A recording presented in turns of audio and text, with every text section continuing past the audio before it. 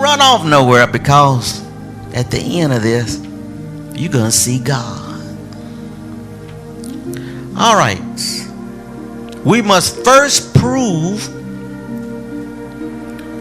that a higher intelligence exists. Now, God, to prove that there is a God, the Bible tells us that the knowledge of God is higher than the knowledge of man, even as the heavens is the earth. If we was to go find all these scriptures in the Bible, it'd take us a long time, so we're going to just quote some of them. We're going to read a lot of them, quote some of them. But the knowledge of God is higher above the knowledge of man, even as the heavens is the earth. So to see what this invisible God is doing, you got to look for some particles being moved around and in ways that show forth his higher intelligence. All right. Okay, you see this microphone right here I got in my hand? I got a microphone. You see this microphone? Just say I have not been too long, went from a tadpole to something else and to something else, and I'm an ape at the time. But somehow or another I see a man from the future and he got a microphone. I'm gonna be thinking, this man got some intelligence. I see intelligence I'm not familiar with. I'm used to using I'm used to using stones and stuff like that. I've never seen any equipment like this before. Well, you see what I'm saying? We know by looking at the things around us that mankind has a higher intelligence than the apes, than the elephants, than the giraffes, because he go around getting the elements out of the earth, put them together, and then what did he come out with? He come out with airplanes and fancy Rolex watches and things like this because of his higher intelligence. But the Bible tells us that the knowledge of God is higher above the knowledge of man, even as the heavens is the earth.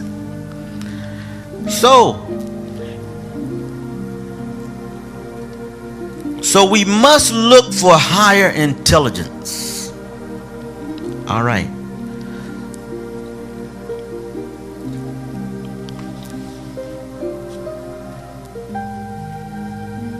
I'm looking for number. I numbered everything. I must prove first that higher intelligence exists. All right, now, we cannot see God, but yet we're looking at these particles. We're looking at this energy that first put together particles. And these particles became our solar system.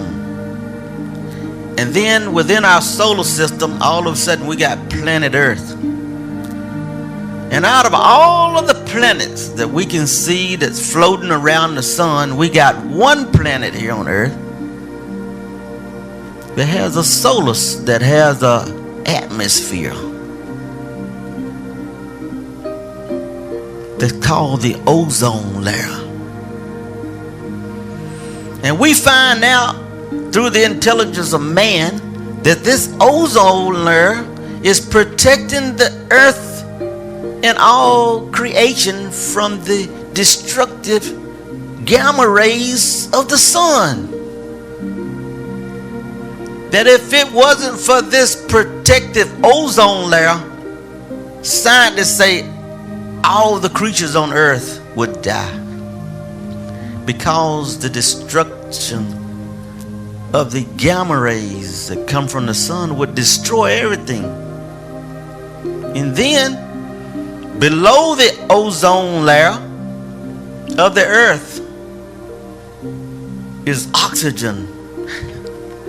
They say if the Earth didn't have oxygen, No life form on earth that they know of could exist in a world without oxygen. None of our life form can exist without oxygen. We are totally dependent upon the oxygen that is within the air. And then within earth, there is water and there is food for all the species to eat and get nourishment. Without water, we couldn't exist. Everything would be dry as a stone. If you was to suck all the moisture, take all the moisture out of everything on earth, everything would be just dry dirt. You see, so when we look at the earth, the Christian scientists say everything in the earth is so perfect. We have the right balance of atmosphere pressure. We have the right, everything is so perfect. But we still cannot see God even though we see a perfect world. The earth orbiting around the sun, the planets orbiting around the sun, but yet we don't fly out in space. We're held perfectly by gravity. And then the earth has a gravitational force within it that holds everything down. Everything don't fly off the earth. So as you begin to look at creation, you begin to look at something else. Look at the birds and the bees. Now when you begin to look at the creation, you'll see that everything is so perfectly made. You look at the birds, how they can fly.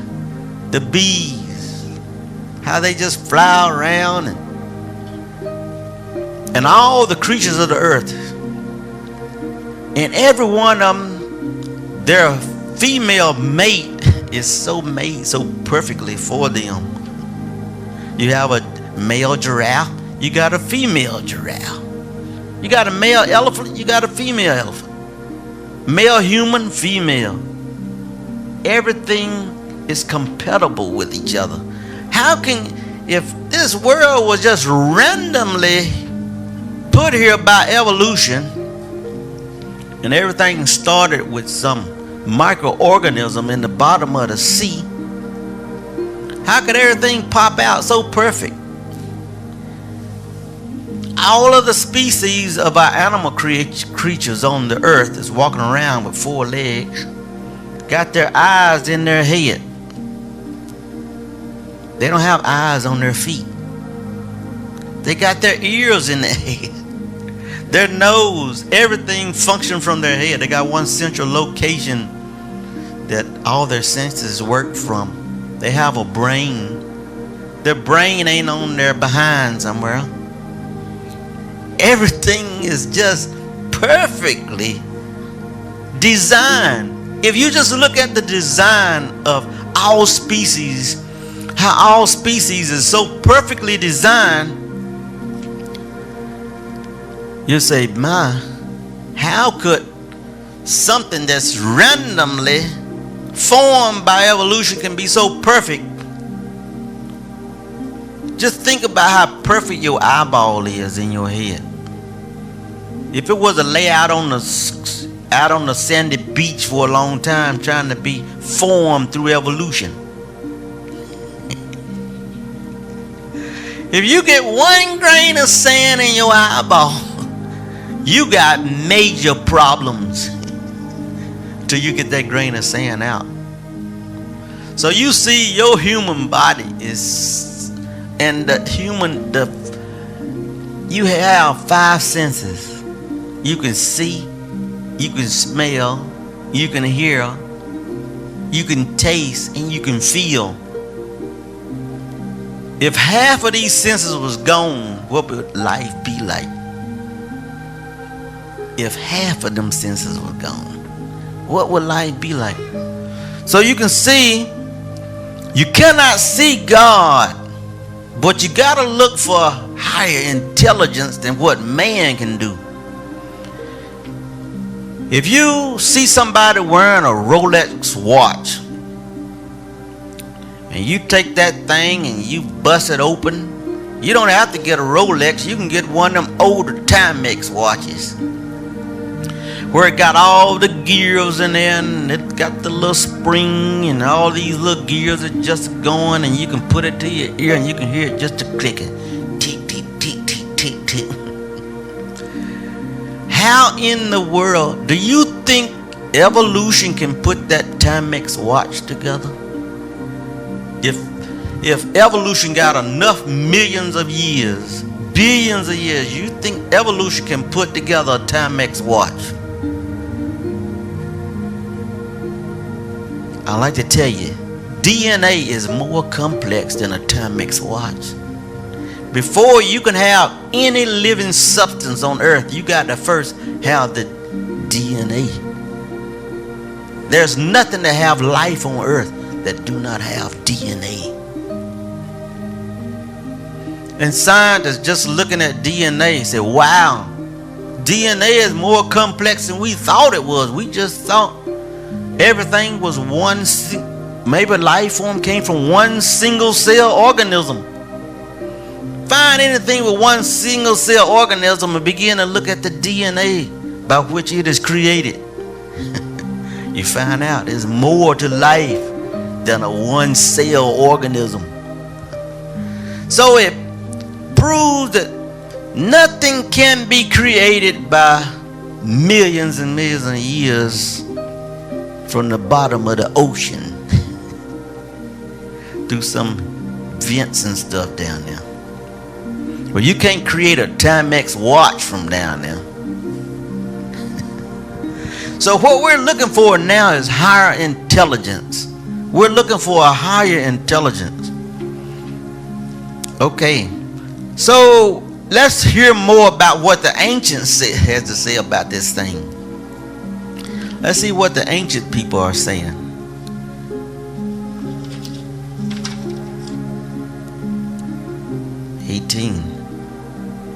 All right, let's go to the book of Genesis. Let's begin to read. Genesis chapter 1. Now, the people that wrote this Bible, the ancient people in ancient times that wrote this word of God, they did not write anything down from theory. They wrote everything down from what they experienced. These are experiences from human beings that they wrote on this paper. But for some reason, there was a man that was able to communicate with God, this invisible God that scientists say they cannot define him. And this God told this man and showed him all these things that he wrote down in these collection of books. Now let's read Genesis, the first verse, the first chapter. In the beginning, God created the heavens and the earth. Now, our Christian scientists believe that energy that the non-Christian scientists believe created the particles, they believe that energy was God. They believe that energy, what started the whole thing in motion, was God. Because how many know God is energy? He is a spirit. He is a living thing that's not a man. He said, I'm not a man as such as you think I am. He's a spirit. Can a man feel heaven? Can a man be from everlasting to everlasting? Now, the first thing God did, he created the heaven and the earth. That's what scientists said. The beginning of everything was the creation. To create heaven, the first thing you got to do, you got to create the particles that created matter, that created the stars and the galaxies and the Milky Ways and all these things. But then as you look out there into the galaxies and into the heavens, you realize that everything is so perfectly round out there. When I look up there, I say there had to be a higher intelligence that designed all them things. Because if I was to look up there and to get me to believe that there was a big explosion, I done seen where they blowed up stuff on Earth with dynamites and stuff. Everything turned out with jagged edges, and I never see. You would not see not one perfect round stone if you blow up a rock. Nothing would come out perfectly round. But they saying we had a Big Bang theory, and 100% of everything you can see with your natural eye is perfectly round up there.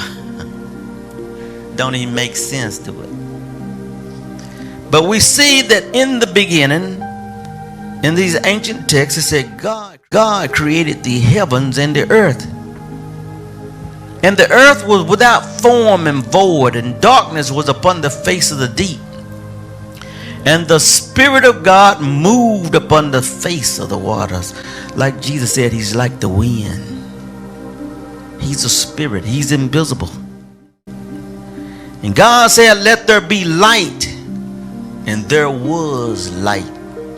Now, scientists believe that pure light created the energy that created the particles.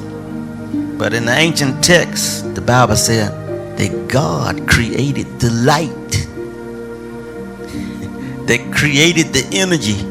That created the particles, if you should take it from a scientific standpoint.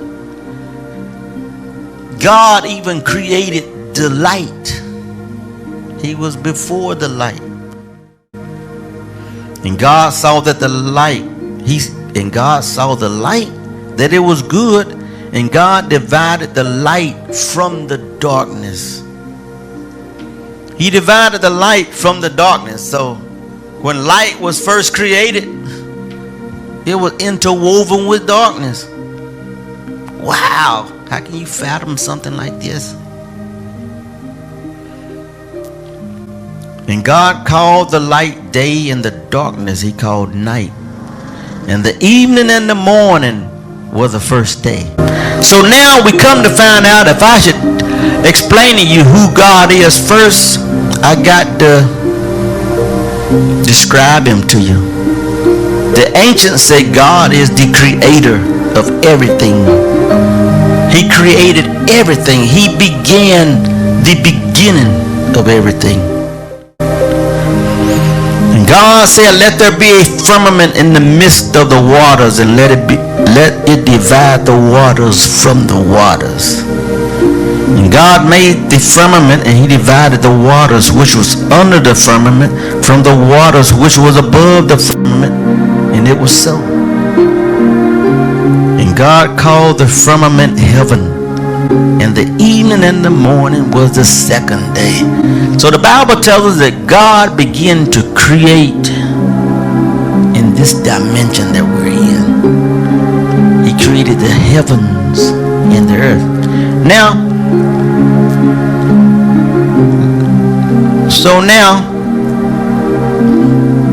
let's go to Isaiah, the 45th chapter. Isaiah 45, let's read the 11th verse. Now, Isaiah writes, thus saith the Lord, the Holy One of Israel, and his Maker, ask me of things to come concerning my sons and concerning the works of my hands. Command ye me. I have made the earth and created man upon it.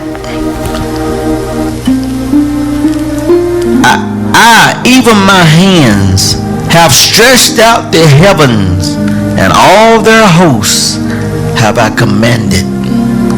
So, Now we see that the ancient people, the knowledge that they got of understanding the creation and all the things that happened from the beginning is because they declared that they was in touch somehow or another with this God.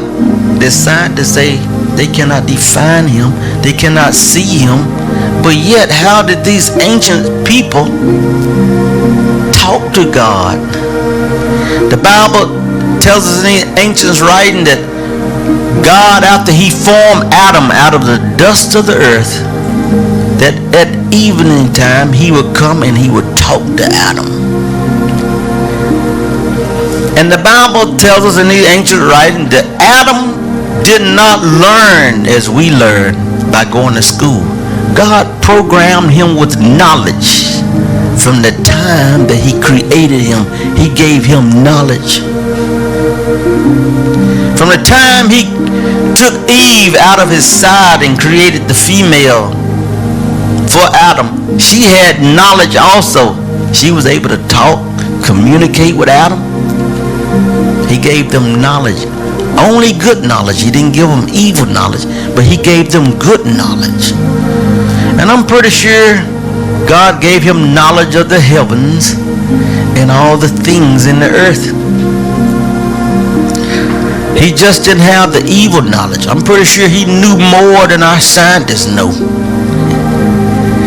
So, mankind, according to the ancient texts, Adam lived hundreds of years, and he taught his descendants everything that he knew, and he taught his descendants that he was created by God, and he's seen him. I mean, he was able to talk to God. Now, even though God is invisible, he would always take on different forms. So let's read a little bit more about God.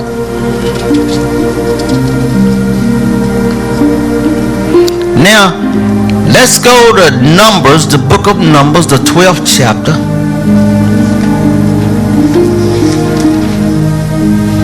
Of Numbers, the first verse. It says, and Miriam and Aaron spake against Moses because of the Ethiopian woman whom he had married, for he had married an Ethiopian woman. And they said, hath the Lord indeed spoken unto only by Moses? Hath he not spoken also by us? And the Lord heard them. Now, the God that scientists say they cannot define him, they have never heard his voice, they can look around as much as they want to, they have never seen this God, but yet the ancient ancestors is talking about communicating with this God that created everything. It says, they were saying, hath the Lord indeed spoken only by Moses? Has he not spoken also by us? And the Lord heard it.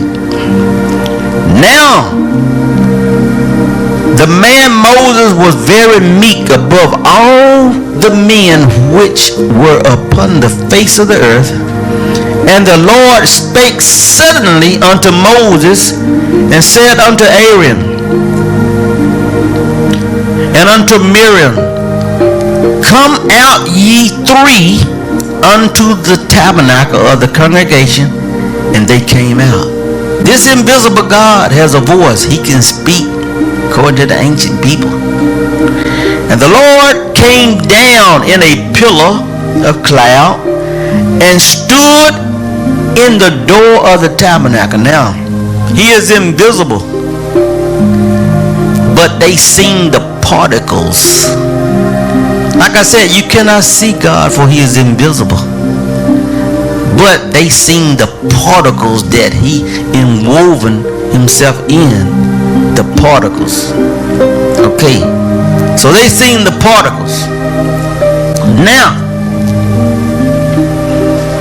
And the particles that God inwove himself in was a cloud.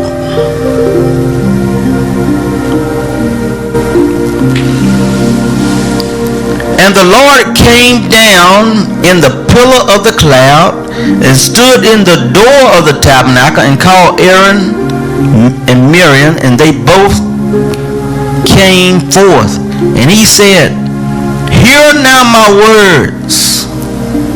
If there be a prophet among you, I the Lord will make myself known unto him in a vision, and will speak unto him in a dream. My servant Moses is not so, who is faithful in all mine house. With him I will speak mouth to mouth, even apparently, and not in dark speeches.